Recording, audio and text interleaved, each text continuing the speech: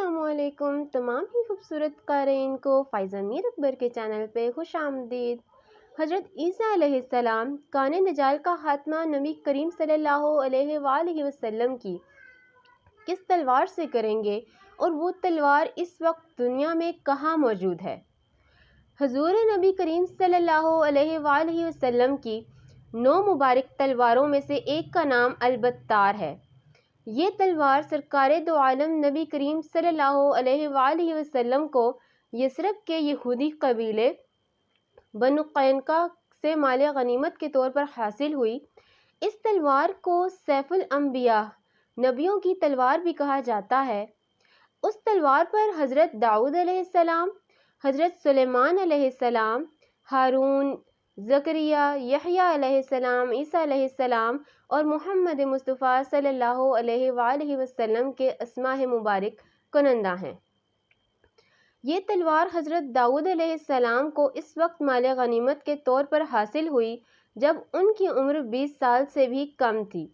اس تلوار پر ایک تصویر بھی بنی ہوئی ہے جس میں حضرت داؤد علیہ السلام کو جالوت کا سر قلم کرتے ہوئے دکھایا گیا ہے جو اس تلوار کا اصلی مالک تھا۔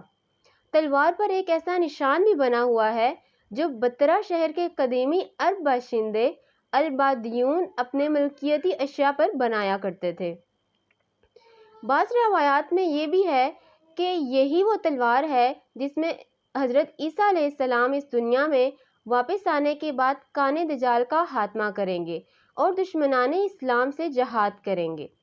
تلوار کی لمبائی 101 سینٹی میٹر ہے اور آج کل یہ تلوار ترکی کے مشہور زمانہ عجائب گھر توپ کاپی استنبول میں محفوظ ہے۔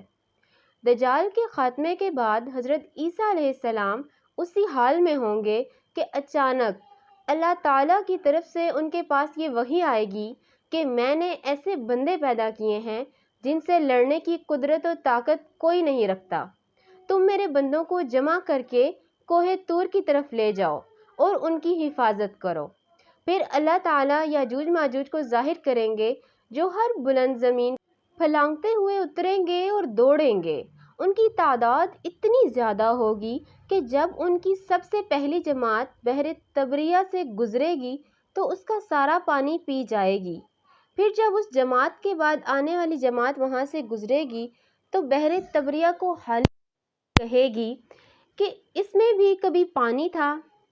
اس کے بعد یاجوج ماجوج آگے بڑھیں گے یہاں تک کہ جبل خمر تک پہنچ جائیں گے جو بیت المقدس کا ایک پہاڑ ہے، اور ظلم و غارت گری، اذیت رسانی اور لوگوں کو پکڑنے قید کرنے میں مشغول ہو جائیں گے، اور پھر کہیں گے کہ ہم نے زمین والوں کو ختم کر دیا، چلو آسمان والوں کا خاتمہ کر دے۔ چنانچہ وہ آسمان کی طرف اپنے تیر پھینکیں گے اور اللہ سبحانہ و تعالیٰ ان کے تیروں کو خون آلود کر کے لوٹا دیں گے تاکہ وہ اس بھرم میں رہیں کہ ہمارے تیر واقعتاً آسمان والوں کا کام تمام کر کے واپس آئے ہیں۔ گویا اللہ تعالیٰ کی طرف سے انہیں ڈھیل دی جائے گی، اور یہ احتمال بھی ہے کہ وہ تیر فضا میں پرندوں کو لگیں گے اور ان کے خون سے آلودہ ہو کر واپس آئیں گے۔ پس اس میں یہ بھی اشارہ ہے کہ دجال کا فتنہ زمین تک ہی محدود نہیں رہے گا بلکہ زمین کے اوپر بھی پھیل جائے گا۔ اس عرصہ میں خدا کے نبی اور ان کے رفقا یعنی حضرت عیسیٰ علیہ السلام اور اس وقت کے مومن کوہ طور پر روکے رکھے جائیں گے، اور اس پر اسباب و معیشت کی تنگی و قلت اس درجے کو پہنچ جائے گا کہ ان کے لیے بیل کا سر تمہارے آج کے 100 دیناروں سے بہتر ہوگا۔ جب یہ حالت ہو جائے گی تو اللہ کے نبی عیسیٰ اور ان کے ساتھی یاجوج ماجوج کی ہلاکت کے لیے دعا جاری کریں گے۔ پس اللہ تعالیٰ ان کی گردنوں میں نف یعنی کیڑے پڑ جانے کی بیماری بھیج دیں گے جس سے وہ سب یک بارگی اس طرح مریں گے کہ جس طرح کوئی ایک شخص مر جاتا ہے، یعنی نف کی بیماری کی شکل میں ان پر خدا کا قہر اس طرح نازل ہوگا کہ سب کے سب ایک ہی وقت میں موت کے گھاٹ اتر جائیں گے۔ اللہ کے نبی اور ان کے ساتھی اس بات سے آگاہ ہو کر پہاڑ سے نیچے اتر آئیں گے، اور انہیں زمین پر ایک بالشت کا ٹکڑا بھی ایسا نہیں ملے گا جو یاجوج ماجوج کی چربی اور بدبو سے خالی ہو۔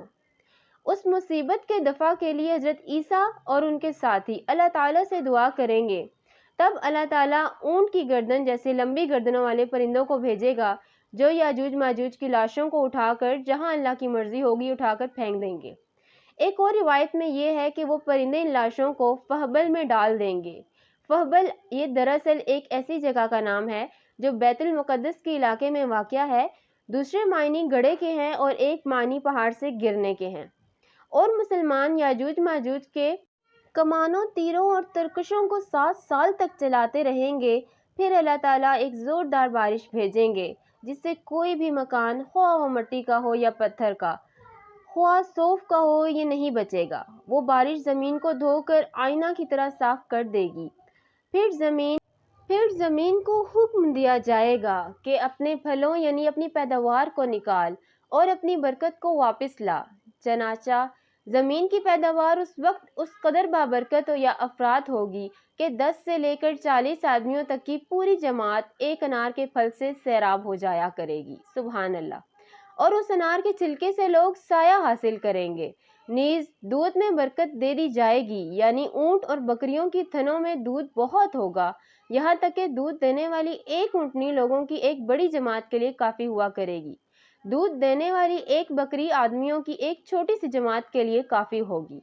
بہرحال لوگ اس طرح کی خوشحال اور امن و چین کی زندگی گزار رہے ہوں گے کہ اللہ تعالیٰ ایک خوشبودار ہوا بھیجیں گے جو ان کی بغل کے نیچے کے حصہ کو پکڑے گی، یعنی اس ہوا کی وجہ سے ان کی بغلوں میں درد پیدا ہوگا، اور پھر وہ ہوا ہر مومن اور ہر مسلمان کی روح قبض کر لے گی، اور صرف بدکار اور شریر لوگ دنیا میں باقی رہ جائیں گے جو آپس میں گدھوں کی طرح مخلوط ہو جائیں گے، اور انہی لوگوں پر قیامت قائم ہوگی۔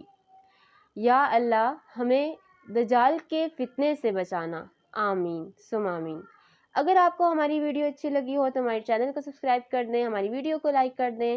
مزید ایسے ہی واقعات کے لیے ہمارے چینل کو دیکھتے رہیں۔ اللہ حافظ۔